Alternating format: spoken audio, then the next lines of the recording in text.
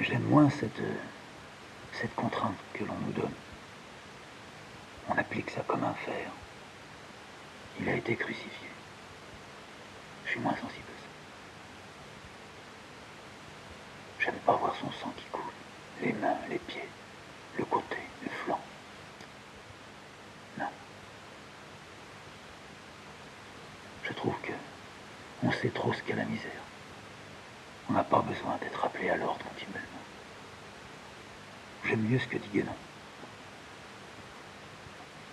Il y a bien des pages où il parle pas du tout de ça. Où il parle à la fois du bouddhisme, où il parle de saints qui étaient ici et là, dans différentes religions. Il parle de la tradition.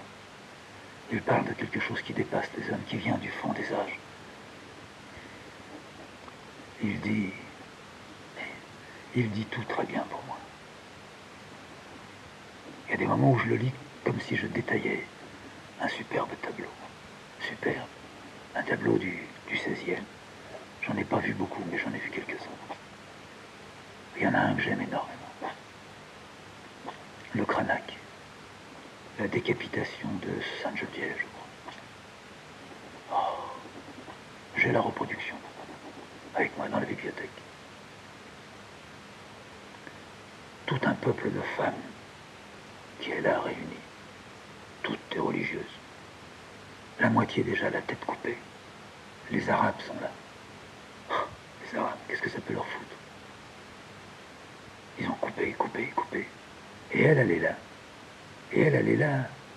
Au fond, ce que l'on veut, c'est qu'on la regarde. Mais elle regarde plus personne. Elle a déjà quitté la vie, mais sa tête, elle tient encore à ses épaules. Elle a les mains en avant, elle est légèrement penchée. Si le type ne coupait pas, elle tomberait. Pas la tête, le corps. Mais en même temps que le corps va tomber, la tête va tomber. Et le type, il lève l'épée. C'est dégueulasse. Mais c'est pas ça que j'ai regardé. Au début, j'ai été bouleversé par ça. Ah oui, je le suis encore quand je la découvre, là, je la sors de mon livre et puis je la regarde. Elle me fait vraiment très mal. Mais elle est absente. Elle était avant, ailleurs. Elle croit tellement, infiniment. Mais, derrière elle, autour d'elle, il y a des évêques, et ils ont tous la tête coupée. Bon. Mais les femmes ont tous la tête coupée aussi. C'est comme des paquets. C'est comme si on avait découvert un camp de nazis avec toute la tête coupée. C'est un peu ça. Oui. Mais, voilà. J'ai découvert qu'il y avait déjà des types qui ont été retournés, renversés comme labourés. Mais on ne leur a pas toujours coupé la tête. Et il y a un personnage, justement derrière elle, à la hauteur de ses omoplates à elle, mais qui est un peu plus loin, qui est à 3-4 mètres derrière, qui est un personnage qui est renversé. Il est sur le dos, les jambes ouvertes. Je me suis toujours demandé est-ce que c'est un homme ou une femme. Ça pourrait être un homme parce qu'il semble, dans les jambes ouvertes, avoir un paquet un peu rond. Mais il n'y a pas un paquet rond d'une queue. Non, je sais pas. En tous les cas, la tête est une tête de femme. Blonde,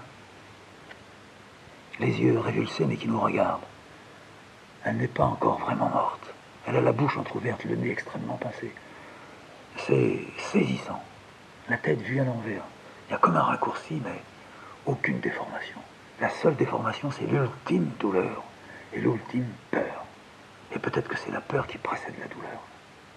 Et cette femme-là, puisque pour moi c'est une femme, cette femme-là, elle est tout ce que le monde porte. C'est-à-dire, vous allez me faire, peut-être qu'on lui a déjà fait. Vous allez me violer, peut-être qu'elle est déjà violée. Et je meurs. Elle est peut-être déjà morte. Peut-être que ses yeux révulsés et tout. C'est une sorte de rictus dans la mort déjà. Mais je ne suis pas obligé de voir que ça. Je peux voir aussi que c'est les yeux révulsés tournés en arrière. Elle voit qu'on va décapiter la sainte. Et pour elle, qui a déjà été violée, sûr, qui va être aussi mise en morceaux, sûr, toute la peur se lie dedans. Alors que dans la sainte, il n'y a pas la peur. Elle est assurée, elle est déjà ailleurs. Elle est déjà passée. Elle meurt pour. Tandis que l'autre, si elle est morte pour rien. Elle a tout sur elle. Si elle a eu des gosses, ils ont été tués. Si elle a eu un mari, il s'est tué. Toute sa vie n'a été que ça. Autour d'elle, il n'y a eu que la mort, la mort. Et elle n'avait pas la flamme en elle. On voit qu'elle n'avait pas la flamme en elle. C'est l'horreur au moment où elle a été violée, où elle a été transpercée, puis on ne voit pas la blessure. Ou bien elle voit la sainte qui va être tuée. Ouais. Ça c'est quelque chose qui m'a... C'est la toile de Cranach qui m'a... de beaucoup d'artistes. C'est celle peut-être qui m'a le plus labouré la tête et le corps entier. Quand je ne suis vraiment pas bien, c'est vers ça que je vais. Je suis calmé en repensant à ça, ou en revoyant ça, ou en ressortant ça. Je suis calmé et je me dis, tu n'es pas encore allé au bout. Là, elle est allée là. Elle. Et depuis qu'elle a été peinte, elle n'est pas morte. Elle est là. Des millions l'ont vue peut-être. Ah, au moins souhaitons que des millions l'aient vue. Ceux-là ne décapiteront plus. Alors je regarde encore vers l'autel. Je m'arrête à la Vierge. De loin, comme ça, avec un petit éclairage juste à côté. Elle est belle. Elle est belle, elle est une femme heureuse d'avoir un enfant dans les bras. Pourquoi pas? Qu'elle soit la Vierge, bah, je ne peux rien y faire. Elle est admise par les autres comme étant la Vierge. Mais elle est la plénitude.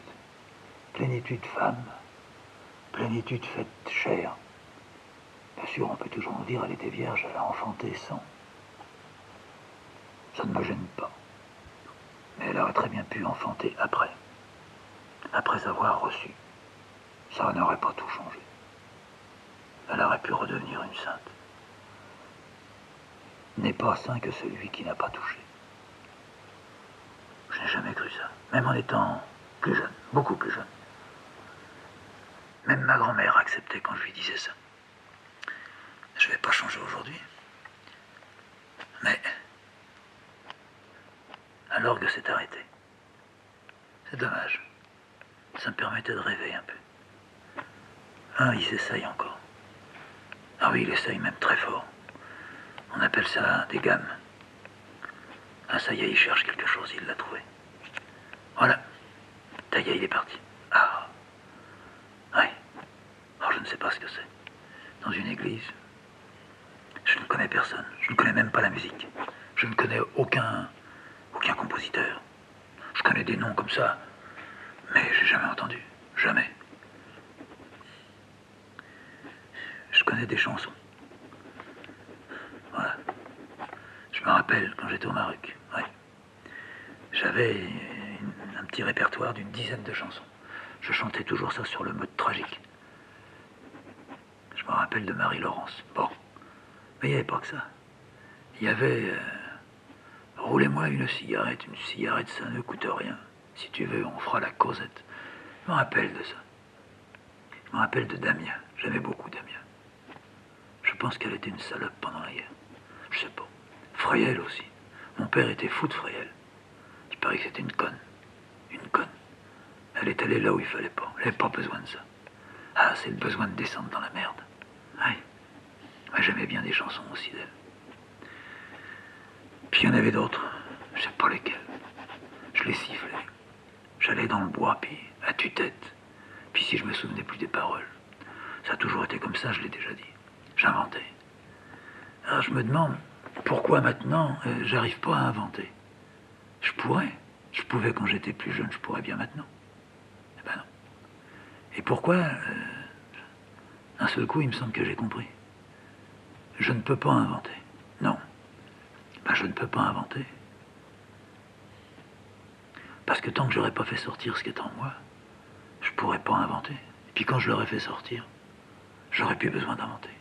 Ah oui. Eh ben t'es pas sorti encore. Ah non. Ah monsieur, une cigarette. Une cibiche, ça n'engage à rien. Si tu veux, on fera la causette. T'es pas moche, t'as l'air d'un bon chien. Faut être con pour chanter ça. Bah, je chantais ça, et même ma mère qui me disait, allez petit, chante-moi quelque chose. Je lui chantais des trucs comme ça. Il y avait aussi, alors une chose qui était complètement conne, mais sur le moment, bah, elle n'était pas conne. C'était le raccommodeur de faïence et de porcelaine. Oui, faut arrêter. Oui, j'arrête. Oh, c'est pas parce que je suis à l'église. Il y a 8 jours, si j'avais eu envie de me branler, je me serais branlé ici. Et j'aurais pas du tout trouvé ça dégueulasse, mais pas du tout. Même en regardant la Vierge. Et alors? Non, je suis pas comme ça. Mais là, je suis bien, là. Le type, il joue l'orgue, c'est... Je sais pas si c'est bien, mais je trouve ça bien. Et puis la lumière est bonne. Puis les gens sont silencieux. Ils prient, c'est fou. C'est fou ce qu'ils peuvent prier. Fait un quart d'heure, il y en a un, il n'a pas relevé la tête, ni rien. C'est vrai, j'aimerais prier, moi aussi. Mais pas prier là, prier chez moi. Mais pas prier pour demander. J'aimerais pas... Ma mère, elle priait pour demander ça. Elle le faisait à haute voix. Oh mon Dieu, aidez-moi, faites que... Non, je pouvais pas. Je pouvais même pas l'entendre. Je foutais le camp. Elle me traitait de petit égoïste. Ouais. Un jour, j'y ai dit, tu demandes trop, tu peux rien avoir de tout ça. Elle me disait, tu me fais rire. J'ai rien, je peux bien demander tout. Non. Et toi, tu pries jamais, alors. T'es un vrai petit païen. Une fois, j'y ai dit, oui, je suis content d'être païen. J'ai pris une baffe. Une autre fois, j'y ai dit, c'est pas vrai, je suis pas païen.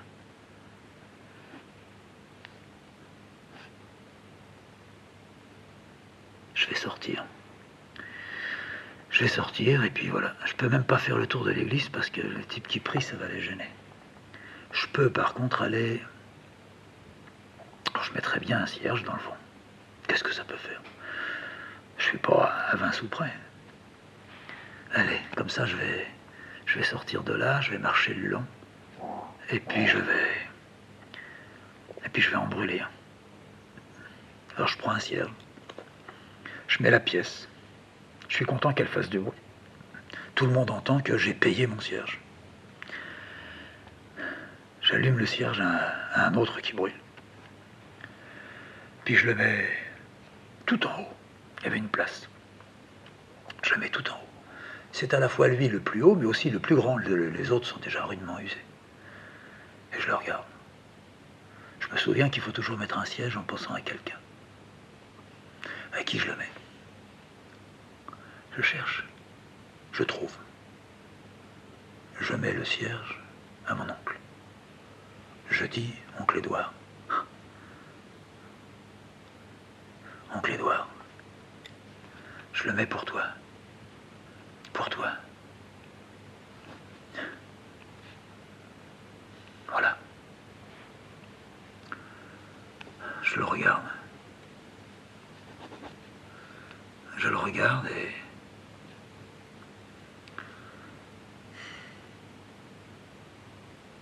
Je sens que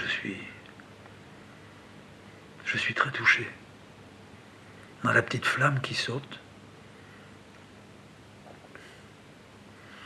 J'ai pas d'effort à faire pour retrouver un peu l'œil de côté qu'il avait. Il regardait pas en face, il n'avait pas les deux yeux parfaits. Il avait un petit strabisme.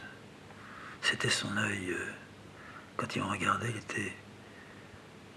était à ma droite, alors c'était son œil de gauche. Son œil de gauche, il tournait légèrement. C'est curieux, ma grand-mère aussi, pourtant c'était pas la même famille. Elle avait aussi un œil qui tournait, mais alors elle, royalement. Eh bien, là, c'est drôle.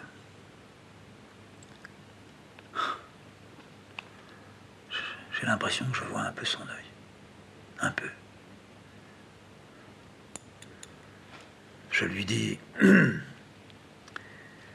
j'ai 27 ans. Je viens de me rappeler, j'ai 27 ans. Je suis né en 24. On est en 51. Fais comme tu veux, j'ai 27 ans. T'avais 27 ans. T'avais 27 ans quand tu t'es tué. J'ai souvent dit, mais je le dis plus. Quand j'aurai 27 ans, ça sera fini.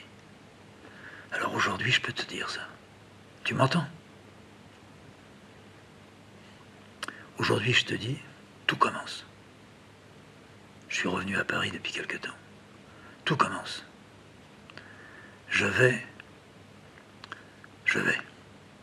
Voilà, ça s'arrête là. Je vais. Aujourd'hui, 27 ans. Va savoir. À savoir quoi? Je sais pas. Je me rappelle plus si tu t'es tué à un printemps ou à l'automne. Il me semble que c'était à l'automne. Il me semble que je venais de rentrer à l'école depuis quelque temps. C'était peut-être dans le mois d'octobre. Faut pas faire le con, c'était peut-être un samedi, c'était peut-être... Non. Allez. Bon. Je suis content. Je t'ai dit ça. Je vais m'y tenir. Ah, j'ai des tas de promesses à tenir. Hein. Ne plus me branler. Toi, qu'est-ce que tu t'es branlé? Non seulement tu le disais, mais je t'ai vu. Ah, drôle d'éducation, hein, oui. C'était bien. Tu t'es branlé. Tu t'es balancé. T'as pas pu arriver à passer. À chaque fois, le portillon, il se fermait. Non seulement t'as pas eu de chance, ça c'est rien. Mais tu t'es tué pour rien. Et ça, c'est ce que je voudrais surtout ne jamais faire dans cette condition-là. Se tuer pour rien, c'est foutu. Même ton âme, elle crève. Tu peux pas faire ça. Et se tuer pour quelque chose, il faut vraiment que ça soit quelque chose. Tu m'entends? T'es d'accord? Bon. Faut se tuer pour que, vraiment, ça soit pas supportable. Qu'est-ce qui est pas supportable? Il n'y a pas beaucoup de choses, hein. En dehors de la douleur. Mais la douleur, ils peuvent même te la faire supporter. Donc c'est pas sûr. Alors, c'est pas supportable.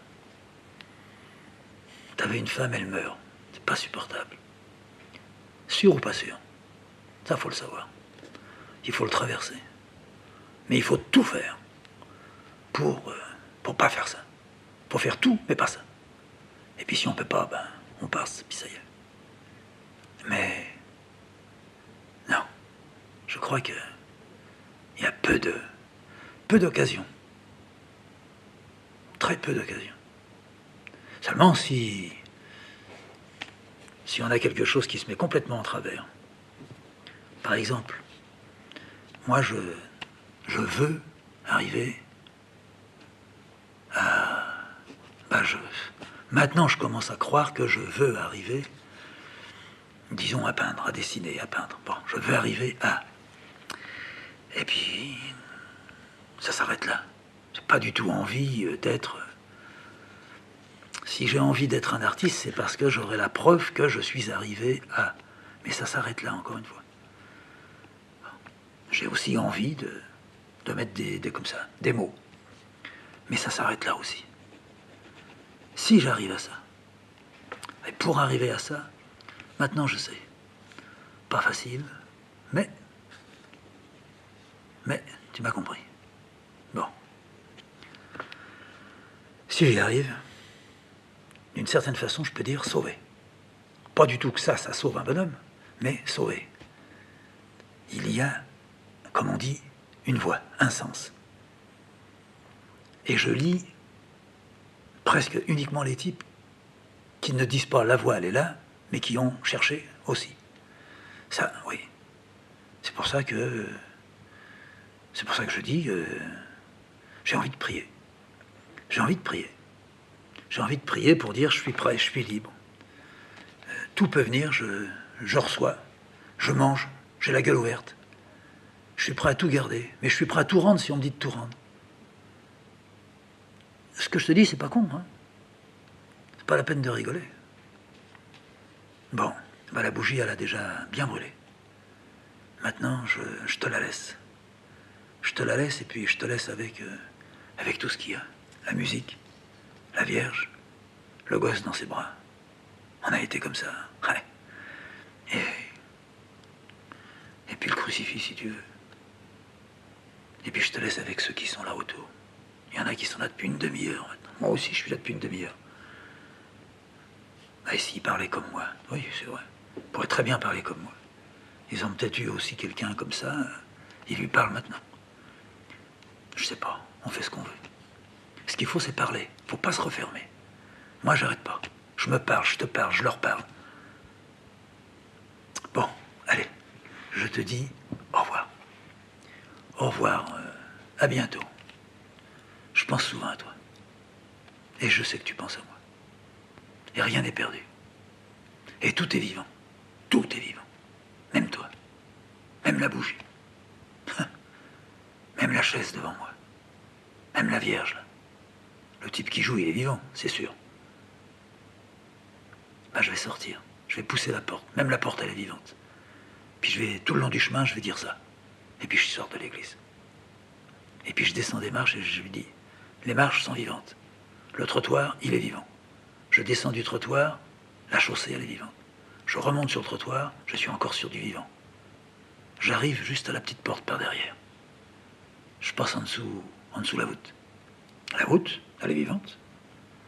Je la salue. Je monte chez moi. Je vais chez moi. Chez moi, c'est vivant. Je monte mes 3 étages vivants. Dans le couloir, il est vivant. Les carreaux sont vivants. La porte est vivante. Salut, c'est moi. Quelle heure il est? Ben, j'ai passé une bonne après-midi. Je peux pas dire que je sois content de moi, mais j'ai passé une bonne après-midi. Demain, la Sécu. Je téléphone à la sécurité sociale ou je vais à la sécurité sociale? Je sais pas. Qu'est-ce que je pourrais faire? Pour pas non plus se casser le nez. Lundi. J'irai mardi. Ça me laisse mon lundi devant moi. Je m'allonge. Je fume une cigarette encore. Je boirais bien encore une petite goutte de vin. Petite goutte de vin. Allez. C'est bon. Petite cigarette, elle est bonne. Le jour est pratiquement tombé. J'ai pas allumé ma petite lampe. C'était bien dans l'église. Hein. Ah oui. L'oncle, je le vois comme s'il était vivant. Ce qu'il y a, c'est que je peux pas le faire vieillir. Je le vois à l'âge que j'ai. C'était un bel homme pour moi. C'était un bel homme. C'était un bel homme. Oui. Un bel homme. Je me demande s'il s'est tué avec un parrain bel homme. Non, t'es fou. Il avait pas ça, il avait un tout petit Brovling. Ah oui. Comment il avait eu un pétard, lui? Lui qui pouvait rien acheter. Aucun armurier ne lui aurait donné quoi que ce soit. Il avait réussi à trouver un revolver. Ah oui. Et arriver à tirer juste où il faut. Pour que ça, pof, le cœur. Oui. Au fond, était beaucoup plus fort que ce qu'on croyait. Il a tenu 27, ouais. Bon. Alors on a dit, mardi, je vais à la sécurité sociale. Faut que je m'assure que je vais recevoir maintenant mon mandat ici, où je vais aller le toucher à la caisse. Ah oui, faut pas qu'il remonte là-haut. C'est toutes les fins de mois. Mais on y est, mon vieux. Il est peut-être parti déjà là-bas. Il va donc revenir. Mardi, on sera le 1er ou le 2, fais voir. Oui. Mais il ne sera pas encore de retour. Mais ça n'a pas été si vite. Mais de toute façon, ils vont pas le ramener ici au 4e, puisqu'au 4e, ils savent pas que je suis là. Alors ça va redescendre à Marseille. Ouais. Ah, merde, il va falloir qu'à Marseille, je dise que je suis là. La sécurité sociale, elle dit jamais rien. Tu crois, bien sûr. Je veux rester planqué. Mais oui. Demain lundi, je travaille. Ouais. Demain lundi, je travaille, et puis ce soir, je vais bien dormir. J'ai une bonne journée. Ça s'est bien passé. J'ai lu. Je vais pas relire maintenant. Je vais rester comme ça, je vais tirer la couverture. Je pourrais faire quelque chose, c'est mettre une des couvertures contre la fenêtre tous les soirs quand je vais dormir. Ça empêcherait le froid de rentrer. Ça serait pas bête. Demain, je vais faire ça. Je m'enroule. Je me mets un peu en chien de fusil. Je mets un coude sous ma tête. Je ferme les yeux. Au bout de quelques instants, je sais pas. J'ai envie de pleurer. Allez, faut dormir. Faut penser à quelque chose. Pense à l'église. C'était bien à l'église, oui. Mais je sens que j'ai de plus en plus envie de pleurer. Que c'est dans ma poitrine et que ça va sortir. Nerveux, sans doute. allumer, puis je vais lire un peu. J'ai pas envie de me lever. J'ai vraiment envie de pleurer. Je mets ma tête dans l'oreiller. Je sens un sanglot qui monte. Ça m'étouffe à un moment donné. C'est comme si je crachais un gros crachat dans un verre d'eau. Je me relève. Je me suis un peu mouillé la tête, un peu le visage. J'ai bien mouillé l'oreiller. Seulement, j'ai envie de pleurer. Je suis secoué, j'ai envie de pleurer. Il ne faudrait pas qu'on m'entende, mais je pleure en faisant un peu de bruit. Je prends l'oreiller, je le mets devant moi. Arrête-toi, arrête-toi. Et je suis là. Tais-toi, tais-toi, tais-toi, nom de Dieu. Mais c'est pas vrai, il faut que je m'occupe tout le temps de ça. Au bout d'un moment, ce n'est pas plus calme, mais ça ne sort plus, c'est à l'intérieur. Je retire un peu l'oreiller. Je tâte vite où se trouve la lampe. Je trouve la lampe à pigeon. Une allumette, j'allume. Ah, idiot. Je regarde l'oreiller, regarde-moi ça. Complètement idiot. Tiens, j'ai pas pris ma température. Allez, je la prends maintenant, ça fait rien, ça sert à rien, à cette heure-là. Je mets la température, thermomètre. J'attends un bon moment, facilement 10 minutes. J'ai arrêté de pleurer. C'est simple, c'est parce que j'ai pensé à l'oncle. Oui, j'ai pensé à l'oncle, j'ai passé une bonne journée. Quelque chose de bon, ça fait pleurer. Oui, même l'oncle, c'est bon. Même mort, c'est bon de penser à lui. Ah, maintenant, ça fait bien 10 minutes. Je sors le thermomètre, je regarde. Et voilà. Oh, merde. Ouais. Enfin, c'est le soir, ça compte pas. J'ai plus que 38. Mais c'est pas grand-chose. Mais j'ai pas eu ça depuis longtemps. Non, mais c'est la nuit. La nuit, il y a toujours de la fièvre. Puis je viens de pleurer, je suis énervé. Ça alors, faut pas le marquer sur le papier. De toute façon, faut que je marque l'heure. Faut que je fasse ça sérieusement. Bah, ça va pas recommencer quand même. Heureusement que j'irai à la sécu. Mardi, j'ai dit que j'y allais. Oui. J'ai l'adresse, j'y vais au bol comme ça. Les radios et tout. Je prends ma température. Faut que je fasse très attention. Je sais qu'on peut couper d'un moment à l'autre ce qu'ils donnent. Ils disent, vous pouvez travailler. C'est fini, plus de fric, plus rien. Ah bah alors là, je serais complètement arrêt. Alors il me vient une idée. Pour aller là-bas, ça ne doit pas être à côté. De toute façon, c'est pas sur l'île. Pour aller là-bas, il faut sans doute marcher. Il n'y a rien sans. Bon, j'irai à pied. J'irai à pied, je marcherai très très très vite. Il faut que je marche au moins 1 heure. J'arriverai, je serai essoufflé. Hein. Même si j'attends une demi-heure, et puis sinon je reviens. Puis s'ils me disent repasser dans 1 heure, je marche encore pendant 1 heure.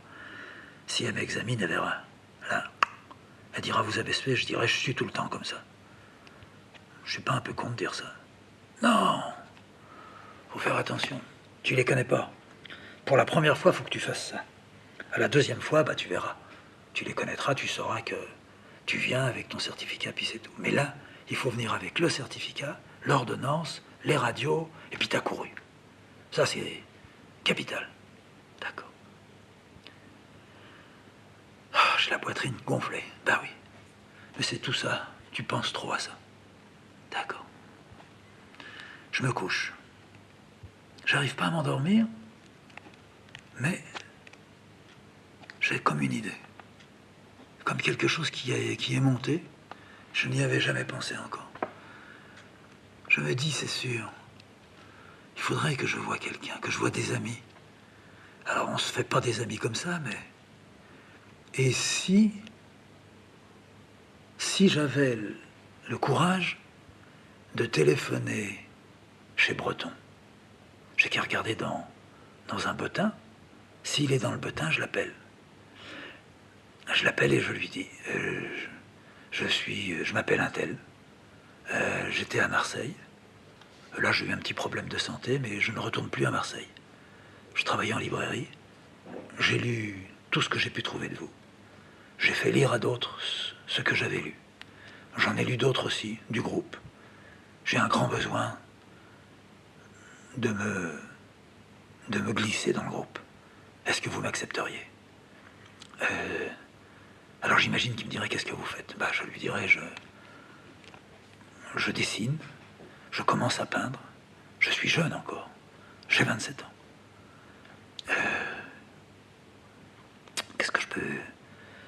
Voilà, bah c'est suffisant. Alors il me dira quelque chose, oui. Il me dira sans doute, c'est pas possible, il y a le nombre, je sais pas, on est complet, pourquoi pas. Bon, il n'y a pas une place pour un, non, on peut pas. Bah oui, c'est comme au cinéma. Mais il pourrait me dire aussi, venez. Je lui dirai où? Et il me dira, venez. Alors je sais qu'ils se réunissaient à la place Blanche, hein, ça, je l'ai lu. Et ça continue. Alors il me dira, venez à la place Blanche. Je lui demanderai où? Ben, il me dira à la boule blanche. Eh ben, j'irai à la boule blanche. Alors j'irai comme ça, oui. Pas possible que j'y aille comme ça. J'arrive, il y a tout un groupe en réunion, lui qui a une table. Je voyais ça comme un bureau, moi. Ah non, je peux pas rentrer là-dedans. Je connais personne. Puis je viens pas pour voir les autres. Hein. C'est vrai, je ne sais pas comment ça va se passer. Peut-être que ça ira très bien. Mais je viens... J'ai besoin de le voir, lui, d'abord. J'ai pas envie de lui parler. J'ai beaucoup plus envie de l'entendre, mais je suis pas sûr qu'il parle tous les soirs. J'ai envie d'être... Je me demande pourquoi j'ai pas pensé à ça plus tôt. Mais c'est là, un peu la confrérie. Confrérie, fraternité, l'église, quoi. Oui, je m'en fous, ça me dérange pas. Ça sera très bien, ça. Tout seul, je peux pas y arriver. Pas possible de rester dans son coin comme ça. Alors que là, je suis sûr, le soir, je rentrerai s'il y avait les réunions le soir. Je sais pas quand il y a la réunion. Je reviens, ben... Si c'est pas trop tard, je passe par l'église. Après, je monte ici, je casse la croûte. Ben là, je peux travailler.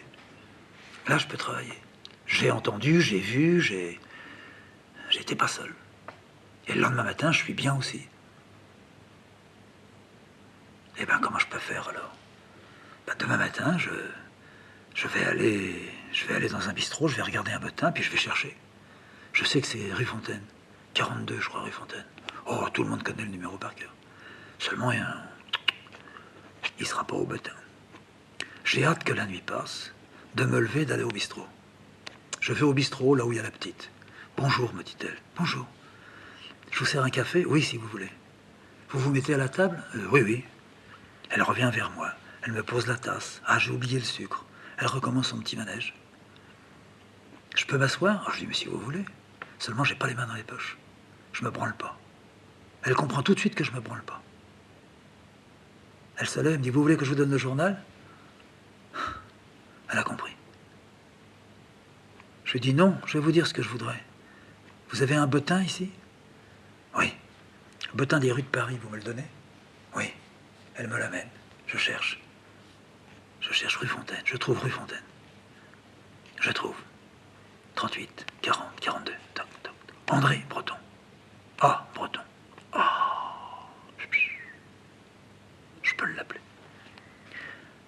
Vous me donnez un crayon, s'il vous plaît. Elle m'amène un crayon, un petit bout de papier. Je note.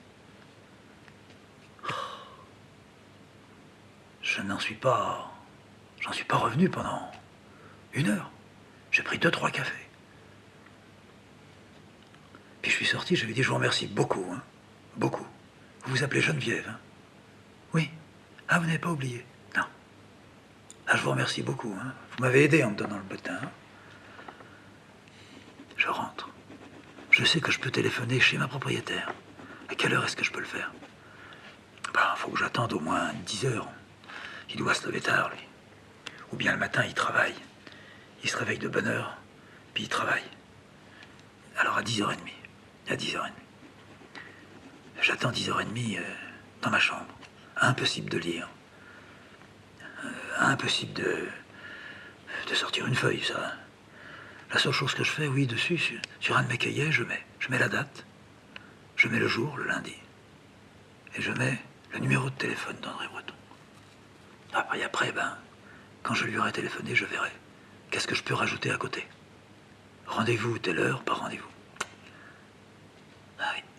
On peut pas. Ouais. Aujourd'hui, je joue gros. C'est un truc important. Je rentre dans le temple ou pas? T'es sûr que c'est un temple? Je sais pas. Sans doute. Ça peut pas être autre chose. Comment est-ce que j'ai fait pour ne pas y penser? Ben, mon vieux, j'ai fait que je suis plutôt occupé. Hein. Je suis arrivé, j'ai vendu mes bouquins, j'ai... Tiens, ben Zerbide, il aurait pu lui me donner le numéro de téléphone de Breton. Parce qu'une fois, je lui ai dit, j'ai lu Breton. Il m'a dit, ah oui, oh, c'est très bon. Ça veut dire qu'il connaît. Il connaît tout le monde, ce type-là. 10h15. Allez. Je descends tout doucement, je fume une petite cigarette dans la cour, je monte chez la Probloc. Allez, j'y vais. J'ai le petit papier dans ma poche. J'ai un crayon avec moi. Je fume ma cigarette dans la cour. Tiens, j'ai oublié. Quoi? Prendre la température. Oh, merde. Pas le jour où je téléphone à Breton. D'accord. Je monte, elle est au premier étage. J'arrive au premier étage. Madame Coulon, ouais. Une porte, ouais. Dring. On vient. La bonne. Bonjour, monsieur. Bonjour, madame. Je suis le monsieur. Oui, oui, je vous connais. Vous croyez que madame Coulon serait d'accord pour que je donne un coup de téléphone? Oui, oui, je vais lui dire. Rentrez, attendez là. J'attends. Madame Coulon arrive. Bonjour, cher petit monsieur.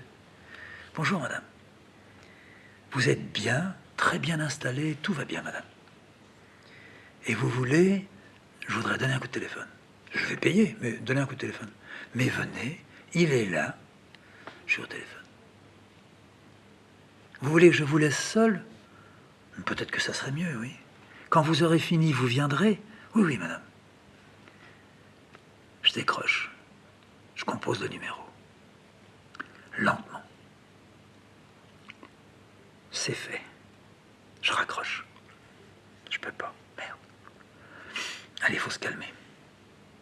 La porte s'ouvre. C'est occupé?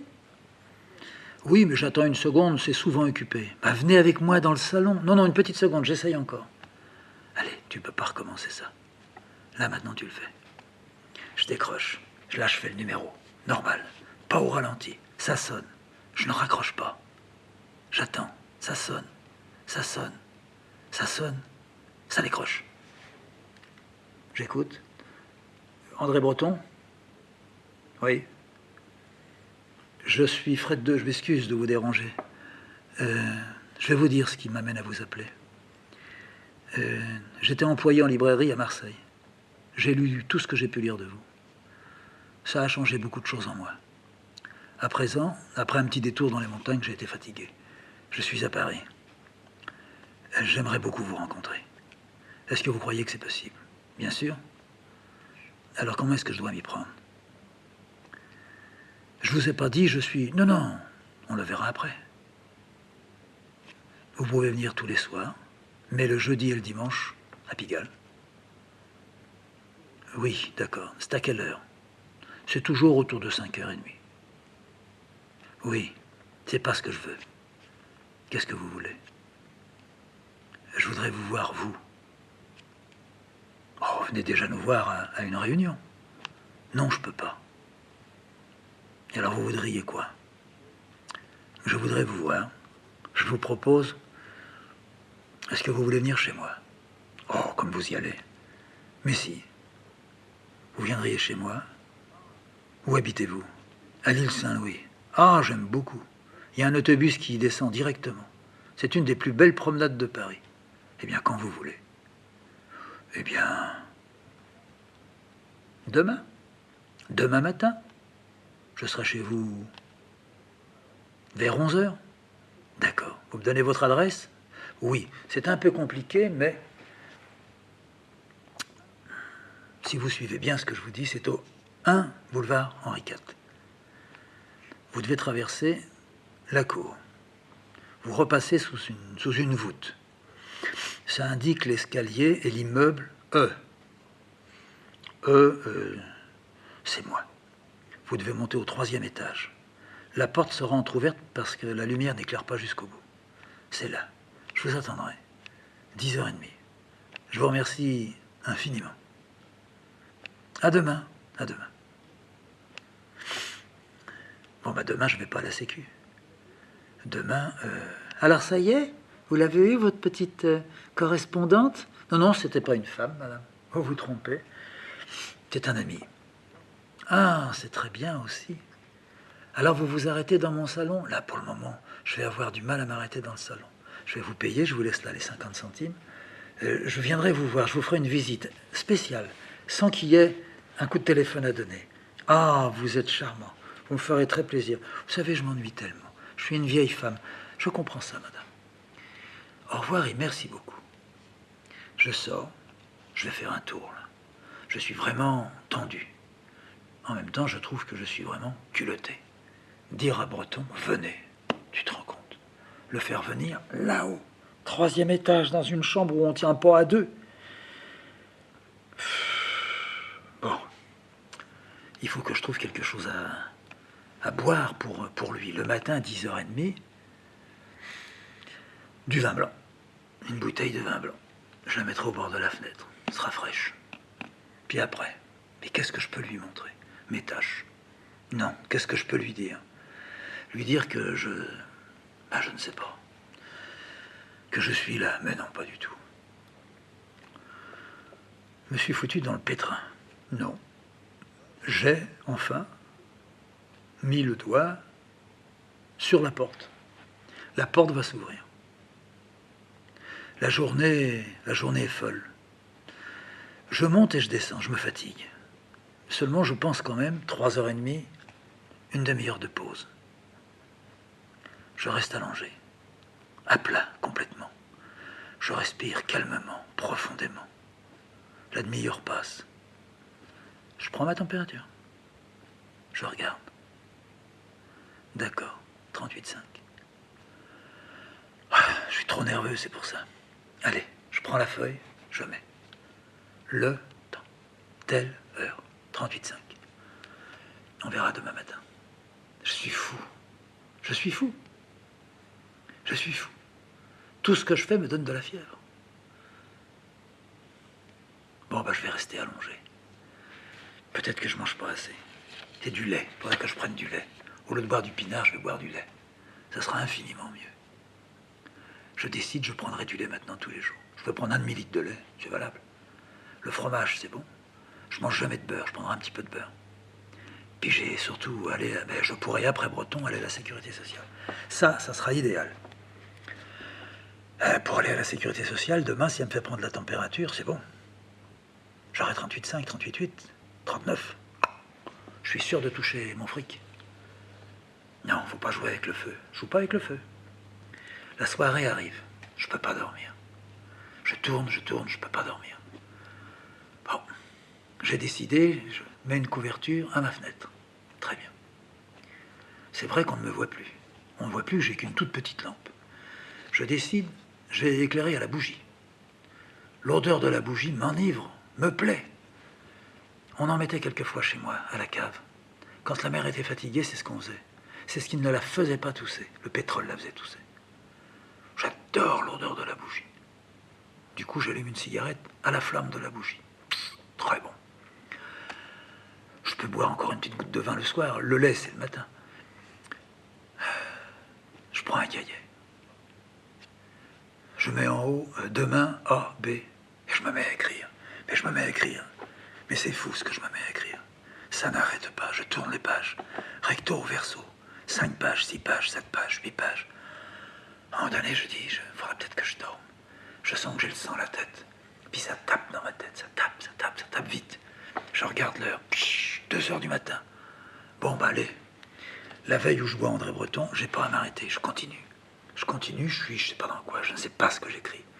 Je suis un peu comme si j'avais une cuite, mais j'ai pas bu. J'ai bu un demi-verre de vin. J'ai peut-être un peu trop fumé. Oui, mais c'est pas ça qui... Non, allez, je continue.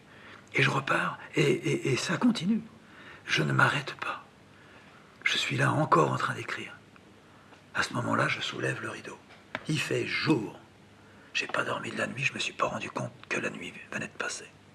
Je décroche le rideau, je regarde l'heure. 8h.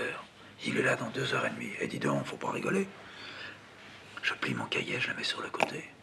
J'astique un petit peu la baraque. J'ai un bout de sac. Je fais bien propre. J'aère. Je vais chercher plusieurs fois de l'eau. Je me dis peut-être qu'il boit du thé. J'ai pas de thé. Je vais chercher du thé. Non, on boit du café quand c'est comme ça. je préparerais un filtre pour lui. Moi, j'aurais déjà préparé un filtre, je l'aurais mis dans la casserole, et dans la casserole, je le ferais réchauffer. Oui. Et la bouteille de blanc sur le bord de la fenêtre. D'accord. Petit gâteau, non, t'es fou, on prend pas de petit gâteau. C'est ma mère qui prend un petit gâteau. Bon. Mes deux verres, ils sont propres. Allez, avec une chemise, bien nettoyée, les godets. Sur la table, là. Tiens, je vais pas faire le cabotin, mais je vais laisser des bretons bien en évidence. Au lieu qu'ils soient là-haut, je les mets là. Toc. Très bien. Breton, puis juste à côté, tant pis. Ça lui plaira, ça lui plaira pas, Guénon. Je laisse le Dosto là. Je sais qu'ils ont des auteurs qu'ils aiment, et puis d'autres qu'ils aiment pas. Dostoïevski, ils ont toujours aimé. René Guénon, j'ai jamais vu. Peut-être qu'ils le foutent aux chiottes. Eh ben, s'ils le foutent aux chiottes, moi aussi je les fous aux chiottes. Oh, je suis en forme complète. Fermons la fenêtre. Je change de liquette? Non, je laisse ma liquette comme ça. J'ai pas de cravate, mais on va pas mettre une cravate quand on reçoit André Breton. Non, mais je vais faire autre chose. Je vais mettre un lacet autour. Allez, je mets un lacet, je le laisse tomber comme ça. Très libre, artiste. Mes pompes, je les brille.